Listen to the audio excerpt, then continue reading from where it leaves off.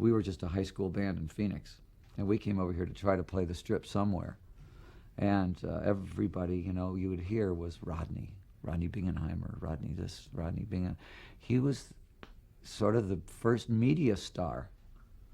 He didn't really do anything. He was just a media star. He was at every opening. He was at every club. He was at every party.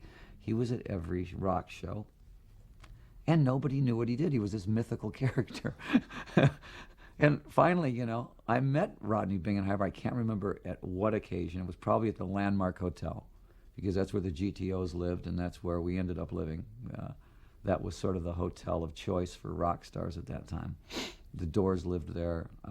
Jefferson Airplane was there. The GTOs lived there. Shep, our manager, lived there. Jimi Hendrix lived there, and we ended up living there. So I'm sure Rodney Bingenheimer was, was there. But it was great because I finally did meet him, and I saw him the other night at the show, and he looked exactly the same.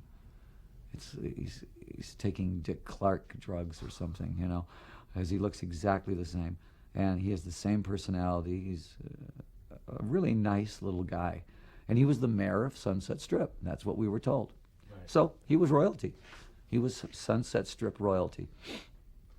Like yourself and Rodney, lots of kids came to Hollywood, especially the Sunset Strip in that late 60s era. Tell us a little bit what it was like then, what the Strip was like, what Hollywood was like. The Strip was like, that was Oz, for bands. And the idea was to somehow get to play on Sunset Strip, somewhere, somehow. There were maybe 10 clubs. It was Beto Lito's, Pandora's Box, the Whiskey. They were right down the Strip. And if you got there any night of the week, it was wall-to-wall people, rock and roll people. And you just, even to get in the Whiskey was like, a glorious thing, just to get in. So playing there was like the ultimate. Gazzarri's was, if you got on at 4 in the morning at Gazzarri's, it was like heaven. I wore chrome pants at the time, all the time. That was our streetwear, was our stage wear. So I mean, we found a in Michigan, I remember at the time, Ice Capades that went out of business, and everything was $1. So we went in and bought everything. You can imagine what we looked like, the Ice Capades. Well, the back cover of Pretty's For You was Ice Capades. Right. So, I mean, that's what we could afford. And we showed up, and that's what we wore on the street anyways. Someday there'll be an old folks home in Hollywood, where you walk by on Melrose and you see all these old guys sitting there on the thing. And it'll probably be like a glam old folks home. And we'll all be sitting there 100 years old in sparkly pants, going, remember when we used to... At that time, see, the idea was to build your career. Now it's a whole different thing. This generation is sort of like, make 2 records and get out. I don't get it. There's no longevity. And I think the ones that do stay are the songwriters. Bands like REM, bands like Smashing Pumpkins. If you find the ones that stick around are the ones that are really the true songwriters.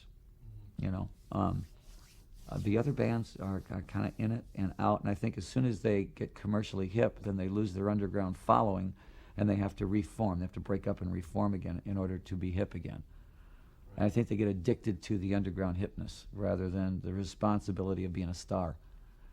Mm-hmm. And it takes work to, you have to be a professional. You have to be there on time. You have to be ready. You have to rehearse, and sometimes that's something we learned. We never did a show that was ever spontaneous. Our shows were always totally rehearsed to death, but I mean, that's why we're still here. And there's much more media. Yeah, there's much more media. Internet, with everything's faster. There's more information. Everything is, and so the careers are used up quicker. Right. The saturation point is quicker. You get really tired of reading about this person after 3 months. Before it was sort of you had to search to find something about Alice Cooper, and then all of a sudden, wow, great. Now, if you want to read something about Hanson, You know, there are 50 ways to read everything in the world about Hansen, you know, on computers and so that and that and that. You know, there's a million websites and you know they could have their own cable station, I guess, if they wanted to, their own channel.